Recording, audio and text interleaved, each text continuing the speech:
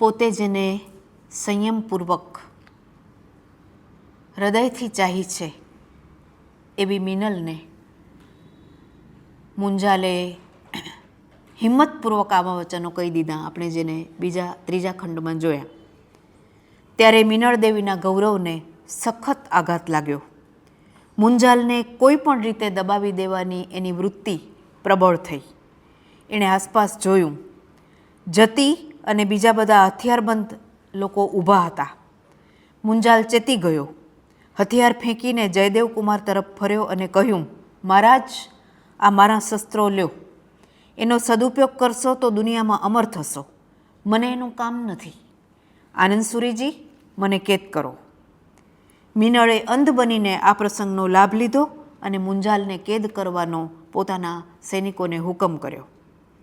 વિપરીત વહેણનો, પડતીનો, પશ્ચાતાપનો સમય જલ્દી આવ્યો. પાટણ ઉલટ્યું, રાણીની વિરુદ્ધ થયું. ત્રિભુવનપાળનું નામ પૂજાતું થયું. મુંજાલને મોકલી ત્રિભુવનપાળને સમજાવવાની સૂચના મોરારે કરી ત્યારે મિનળે ગૌરવનો ડોળ કર્યો. મોરાર, એ વાત જવા દે. જીવીશ તો રાણી તરીકે, નહીં તો મરીશ, પણ દ્રોહીઓના મોઢા સામે નહીં જોવું. જેવી બાની મરજી. રાણી ચૂપ રહી. માલવરાજની મદદ લેવાની ક્ષણવાર તેને વૃત્તિ થઈ, પણ મોરારના ટેકીલા ઉત્તરે રાણીની આંખ ઉગાડી. આખી રાત રાણી ઊંઘી નહીં. અનેક તર્કના ગૂંચણામાં મન ગૂંચવાયું. આખરે એના મન આગળ એક મૂર્તિ પીળાના પડદામાં ઊભી થઈને ઠપકો આપતી ઊભી રહી. પણ એણે આ બધું ખસેડવાનો પ્રયત્ન કર્યો, પણ નિષ્ફળ ગયો. વર્ષો પહેલાં પૂરા થઈ ગયેલા નાટકોના પડદા ઉપાડી હૃદય એ મૂર્તિને પ્રભુ ગણવા લાગ્યું. 16 વર્ષના સમયનો વિનાશ કરી મન ચંદ્રપુરનો નિર્દોષ આનંદ, જેણે શરૂઆતમાં મુંજાલને જોઈને લીધેલો, એ અનુભવવા લાગ્યો. બાપના દરબારમાં મહાલેલા સુખો ફરી મહાલવા લાગ્યું. એ મન સ્વચ્છ આકાંક્ષી મન કુમાર અવસ્થામાં હતું. કોઈ સ્વામી માટે તલસતું હતું. તે વખતે એણે દરબારમાં આવેલા એક નરરત્નને જોયો. નવા મોહક ઉમળકાને આધીન થઈને એણે એના ચરણ આગળ પ્રણિપાત કર્યો. એ પળના આહલાદો પછી અનુભવેલા પ્રસંગોમાં એના અવર્ણનીય સુખો તાજા થયા અને મન એ નરરત્નની વિદાયથી રડવા લાગ્યું. એને મળવા ખાતર એણે મેઘધનુષ્યના રંગે રંગેલી દૂર આવેલી ભૂમિ તરફ પ્રયાણ આદર્યું. એ ભૂમિના નરપતિને તે વરી અને મુંજાલ જેવા નરરત્નની નજીક રહેવાનું એણે સ્વીકાર્યું. જૂના આહલાદો તાજા કરતાં એક અણવિસરેલી પળના અનુભવોનો અનુભવ એને ફરી થયો અને એના હૃદયની આસપાસ કંઈક મીટાયું. ત્યારનું એનું ચિત્ર જોવા જેવું છે. રાણી ઝબકીને જાગી બેઠી થઈ ગઈ. એનું શરીર ધ્રુજતું હતું, છાતી ઉછળતી હતી, આંખો બાવરી બની ગઈ હતી અને એના મોઢા પર નવોઢાનું પ્રાણહારક તેજ પ્રસરી રહ્યું હતું. આ હૃદયભેદક સ્વપ્નમાંથી જાગતા મુંજાલ, મુંજાલ એમ હૃદયના ઊંડાણમાંથી અવાજ આવ્યો. મિનળ ઊભી થઈ ગઈ, જાગી. એને ખરી દુનિયાનું ભાન આવ્યું. મુંજાલ કેદમાં છે, પોતે નિરાધાર અવસ્થામાં છે, તે યાદ આવ્યું. કર્ણદેવ, પ્રભુ, સ્વામી, પતિ યાદ આવી ગયા. એ મનમાં બોલી અને પાસે પડેલા બીજા ઢોલિયામાં સૂતેલા પુત્ર જયદેવનું મોં જોયું. એની રેખાએ રેખા તપાસી. એ રેખાઓમાં કોઈક અપરિચિતતા વર્તાઈ, કોઈક અઢંગાપણું દેખાયું અને તરત એના મન આગળ ત્રિભુવનનું મોં દેખાયું. એની મુખરેખાઓ જોઈ.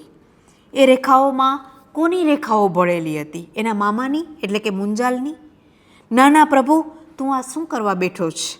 એ બેસી ગઈ. એનું માથું ફાટતું હતું.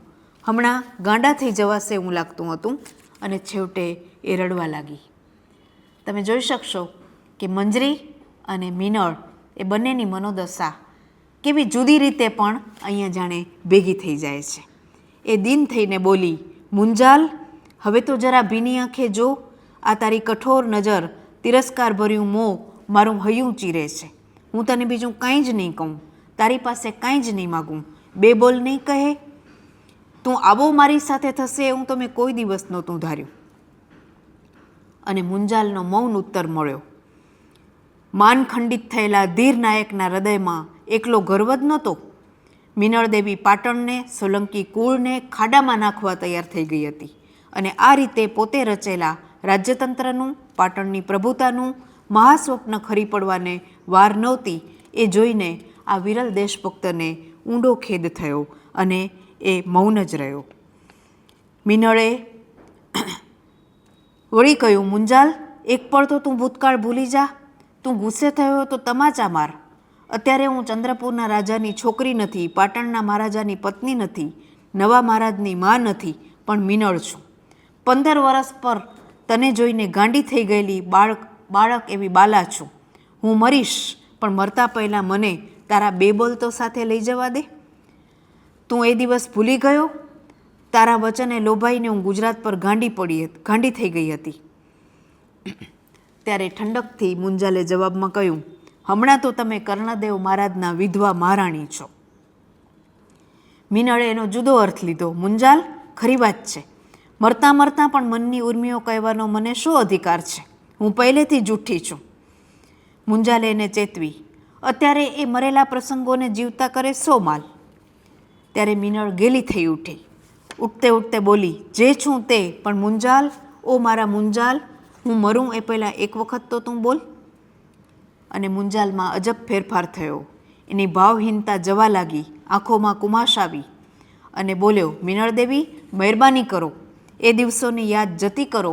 મારો જીવ રહેસાઈ જાય છે. જે કાક અને મંજરીમાં થયું એ જ જુદી રીતે અહીંયા મુંજાલ અને મિનળ વચ્ચે થાય છે. મિનળ કહે છે કે તારો રહેસાઈ જાય છે તો મારો નથી થતો? મુંજાલ, મને સ્વાર્થી ગણ, તુચ્છ ગણ, બેવફા ગણ, તે મને ઘણી વખત ભાવહીનતા માટે ટોકી છે, પણ હું એવી નથી. હું એ દિવસો સંભાળીને જીવું છું. એ દિવસે કચરેલી હૃદયની ઉર્મિઓએ મારું હૃદય શુષ્ક બનાવી દીધું છે. મુંજાલ, પરણીને તરત સંકેત સાચવવા હું રાજગઢમાં ઉતરી, તે યાદ છે? એ પણ યાદ આવતા હું બદલાઈ જાઉં છું. તે વખતે તે શું કર્યું? મિનળ દેવી, મોટે ઘાંટે મુંજાલ બોલ્યો, બસ કરો. દરેક મનુષ્યના ધૈર્યનો અંત હોય છે. મારાથી હવે નહીં ખમાય. અને આંખમાં વિદ્યુત જરતી મિનળ અવશ થઈને એને જોઈ રહ્યો મુંજાલ, અને દેવી મિનળ કહીને એણે નિરાધાર થઈને મિનળનો ટેકો લીધો.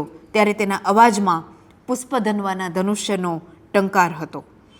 એણે મિનળને ભુજપળમાં લીધી અને કચડી નાખી. સમગ્ર રીતે અહીંયા મુંજાલ અને મિનળ ભેગા થયા. ત્યાં કાક અને મંજરી ભેગા થયા, પણ મુંજાલની વાત જુદી હતી. એ બંને સંયમની પાળથી ભેગા થયા છે. એટલે જ નરસિંહરાવ માને છે કે આ ક્ષણે ભાવકે એકદમ ન્યાયાસન ઉપર ચડી બેસવાનું નથી, કારણ કે આ પુષ્પધનવાના ધનુષ્યના ટંકારમાં ક્ષુદ્ર વાસનાનો ધ્વનિ નથી, પણ ઉલટી રીતે પુષ્પધનવાને અપાયેલા સ્થાનકેથી એને ઉચ્ચ સ્થાનમાં ચડાવનારો એ ટંકાર કવિએ કલ્પ્યો છે. 15 વર્ષ સુધી બંને જણા સંયમ નિયમમાં રહ્યા. બંને દ્રઢ વ્રત સાચવ્યું. હૃદયના ઊંડા ઝરણા સૂકવી નાખી રાજ્યતંત્રના કર્તવ્યની શુષ્ક પાષાણ ભૂમિમાં ના પડ એને ચડાવી દીધા. અને આટલા વર્ષે વિષમ પ્રસંગે આ પાષાણના પડ ભેદાયા. હૃદયમાંથી ગૂઢ ઝરણા શતગુણ બળથી ધોધની પેઠે ધસી આવ્યા.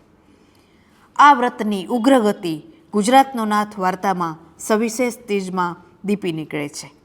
પણ પાટણની પ્રભુતા સાથે આપણે એને સાંકળીએ તો એનું છેલ્લું તેજસ્વી પ્રકરણ, આ યુગલના જીવનને દીપાવનારું પ્રકરણ જોવાથી આપણે ન્યાયયુક્ત નિર્ણય કરી શકીએ છીએ. ન જાઓ તજી અમને એ પ્રકરણમાં પાટણ અને મિનળદેવી વચ્ચે સમાધાન કરાવીને મુંજાલ નિવૃત્તિની આશાએ આબુ જવાનો ઠરાવ કરે છે. આ રીતે મુંજાલ એનાથી છૂટો પડે છે અને આ વિરલ યુગ્મની વાસ્તવિક વિશુદ્ધ વર્તનની સ્પષ્ટ નિશાની પછીથી વ્યક્ત થાય છે. એ હૃદયની વિશુદ્ધિ કેવી છે? મિનળે આજીજી કરતાં કહ્યું, મુંજાલ, ધાર કે હું ચંદ્રપુરમાં છું, નાની છું, ધાર કે એ વખતે હું તારી સોબત ગયેલી સખી છું, તને વિનવું છું.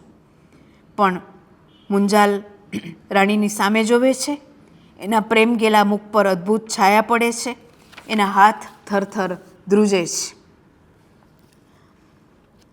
મિનળ કહે છે કે તું મારો જ છે, કાચા સૂતરને તાંતડે બાંધેલો. આ વિરોધાભાસની કૂંચી આપણને જ તરત મળે છે. અને આ વિરલ હૃદયયજ્ઞ કરાવવા સજ્જ થયેલી દેવી એ વિષમ યજ્ઞના મુખ્ય ઋત્વિક સ્થાને દીપતી મીનળ એટલી બધી બદલાઈ જાય છે કે સહૃદય એને પ્રણામ કરે છે. અને આ હૃદય યજ્ઞની પવિત્ર વેદી પર બંને જણા યજ્ઞફળ પ્રાપ્ત કરીને છૂટા પડે છે.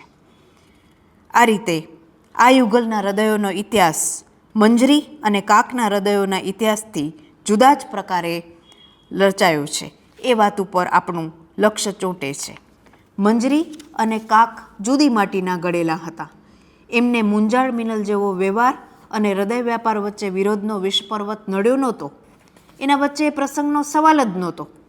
વળી એ બંને યુગલોના લક્ષણ બંધારણ પણ ભિન્ન હોવાથી એના પ્રસંગો બીજા યુગલને પ્રાપ્ત થતા પરિણામો કરતાં જુદા આવત. એટલે આ બે યુગલના લક્ષણ ભેદમાં આપણે અન્વેષણ કરી શકીએ તો રસ પડે એવું છે. પણ આપણે કહી શકીએ કે કનૈયાલાલની પાત્ર સૃષ્ટિ ઊભી કરવાની જે વિરલ કલા છે એને આપણે શેક્સપિયર સાથે સીધી રીતે ન સરખાવીએ તો પણ આપણે એમ કહી શકીએ કે એમના પાત્રો, એમણે જે આ હૃદયયજ્ઞ મુંજાલ અને મિનલે કર્યો અને પછી એના મુંજાલના જીવન તત્વની સી દશા થઈ, તો સોમસુંદરી સાથે એના લગ્ન કરાવીને મિનળ ઈચ્છતી હતી કે એનું હૃદય ભેગું થાય, પણ એ પ્રયાસ નિષ્ફળ ગયો. એ લગ્ન ન થયું. જો એ લગ્ન થયું હોત તો મુંજાલના હૃદયની સરિતાનો પ્રવાહ બદલાવી નાખી અને આખી વાર્તા કથળી જાત. એટલે સોમે મુંજાલને એટલું જ સંબોધન કર્યું, ઓ બહેન હું છું. સોમ પછી સન્નિપાતની લવરીએ ચડી અને સોમસુંદરીએ લવારામાં કહી દીધું કે મુંજાલ અને પાટણ એ અભેદ્ય રીતે જોડાયેલા હતા અને પાટણનું ભાવિ ઘડનાર મુંજાલ જ હતો. સોમ છૂટી ત્યારે મુંજાલે સ્વગત રીતે કહ્યું કે આવી છોકરીઓ હશે ત્યાં સુધી જ પાટણનો જયવારો છે. આમ સોમસુંદરી આખર સુધી ટકી નહીં. મંજરી, મુંજાલ ઇત્યાદિ પાત્રોની સઘન દ્રઢતા આ સુકુમાર કળીમાં નહોતી એટલે એ ખરી પડી. મુંજાલ પણ છેલ્લે કહે છે કે સોમને પરણીને કે કોઈ પણ રીતે ટૂંકમાં મને સુખનો અધિકાર નથી. આ હૃદય ઉપર કાળનું આવરણ ઢંકાયું અને મિનળે કહ્યું તેમ છેક સુધી અરણ્યમાં ઊંચા તાળના જેવો મુંજાલ એકલો અટૂલો રહ્યો. વાર્તાને અંતે લાટને જીતવાના, લાટને ગુજરાત બનાવવાના ભારે કામ માટે મોકલેલા કાક અને ત્રિભુવનપાળ અને અવંતી પાછા જવાની પ્રબળ ઈચ્છાને માન આપી મુંજાલે અનુજ્ઞા આપેલો એનો નવો પ્રાપ્ત થયેલો હંમેશનો ખોવાયેલો પુત્ર કીર્તિદેવ એક હોડીમાં બેસીને સરસ્વતી ઓળંગતા ચાલ્યા. બીજી હોડીમાં 4-5 યુવતીઓ જોડે બેઠેલી કાશ્મીરા દેવી તથા મંજરી ટોળ ટપ્પા કરતા હતા. મંજરી તો બધા જ છોકરાઓને વેતિયા માનતી હતી સિવાય કાક. એ વાર્તા ઉપર બધા મજાક કરતા હતા. તે વખતે ઓવારા પર બધાથી નિરાળો ટટ્ટાર બનીને પાટણની સત્તાનો પ્રતિનિધિ દુઃખ ભીની આંખે જોઈ રહ્યો હતો. તે સ્વસ્થ તો લાગતો હતો, પણ કેવો અરણ્યમાં એકલું એક મહાવૃક્ષ ઊભું હોય તેમ એવો સ્વસ્થ. પણ એ સ્વસ્થતા, એ એકલતા દયાજનક લાગતી હતી. ત્રિભુવનપાળ, કાક અને કીર્તિદેવની નાવડી ચાલી. કાશ્મીરા અને મંજરીવાળી નાવ પણ ચાલતી હતી. મુંજાલે દેખીતી સ્વસ્થતાથી દૂર ને દૂર જતી નાવડીઓ તરફ જોયા કર્યું. ત્યારે ત્રિભુવનપાળ કહે છે, બિચારા મામા છે ત્યાં સુધી એકલા જ રહેવાના. ત્યારે કાકે કહ્યું, પણ એ છે ત્યાં સુધી જ પાટણનો પ્રતાપ રહેવાનો. આમ ગુજરાતનો નાથ એકલ વૃક્ષ પેઠે ઊભીને પોતાની સત્તા જાણે કે પ્રવર્તાવી રહ્યો. આવી આ કૃતિ ગુજરાતનો નાથ, જેના વિશે દર્શકે કહ્યું કે જે કહો તે, પણ કથાનો નાયક એક રીતે તો કાક જ છે. કાકે જ એની વધતી મહત્તાને વ્યક્ત કરી છે. અને મુનશીના દર્શનને જોઈએ કૃતિમાં તો કહી શકાય કે આખી બંને કૃતિઓમાં પાટણની પ્રભુતા અને ગુજરાતનો નાથમાં મુનશી જે કહેવા માગે છે તે આ કે શુષ્ક તપ અને સંયમના દંભ કે ઢોંગ કરતાં જીવન જેમ પ્રાપ્ત થયું છે એને એવી જ રસિકતા અને જીવન ઉલ્લાસથી માણવામાં જ જીવનની ઇતિ કર્તવ્યતા રહેલી છે. મૃણાલ અને મુંજના જીવન વ્યવહાર દ્વારા આ જીવન અંગેનું દર્શન આ નવલકથામાં પ્રગટ થયું છે. બીજી કૃતિઓમાં તેમ અહીંયા કાક અને મંજરી અને મીનળ. અને છેલ્લે એટલું જ કહેશું કે ગુજરાતનો નાથમાં કીર્તિદેવો મુંજાલને કે તેનાથી પ્રેરિત થઈ કાક બ્રહ્માનંદ સ્વામીને ગુજરાત કે લાટના વ્યક્તિત્વને ગૌણ ગણી ભારત વર્ષના વ્યક્તિત્વમાં વિલીન કે સમન્વિત થવાનું કહે છે, ત્યારે વાચક વર્તમાન ભારતમાં જે પ્રાંતવાદ, ભાષાવાદ, જ્ઞાતિવાદ કે કોમવાદ ભારતને રાષ્ટ્ર થવાની આડે આવે છે તેના વિલીનીકરણ માટેનો ઘોષ સમજે છે. ગુજરાતના નાથે અસ્મિતાનો મહિમા ગાયો છે. આ નવલકથા અસ્મિતાની ગાયક છે. મુનશીના મનમાં પણ ઊંડે ઊંડે આ જ વાત છે. એટલે એમણે નિસ્વાર્થ દીર્ઘદ્રષ્ટિ અને લોકાનુસંધાન થાય, સ્થાનિક સંકુચિતતા તજીને લોક વ્યાપક અસ્મિતા અનુભવે, એ બે જરૂરિયાત અને ગણરાજ્યની અભિવ્યક્તિ થાય એટલું પણ પૂરતું નથી એમ માનીને લોકો માટે, લોકો દ્વારા ચાલતું રાજ્ય કલ્પીને આ કૃતિને મૌલિક કૃતિ બનાવી છે એમ આપણે કહીને મુનશીને ભાવાંજલિ અર્પીએ.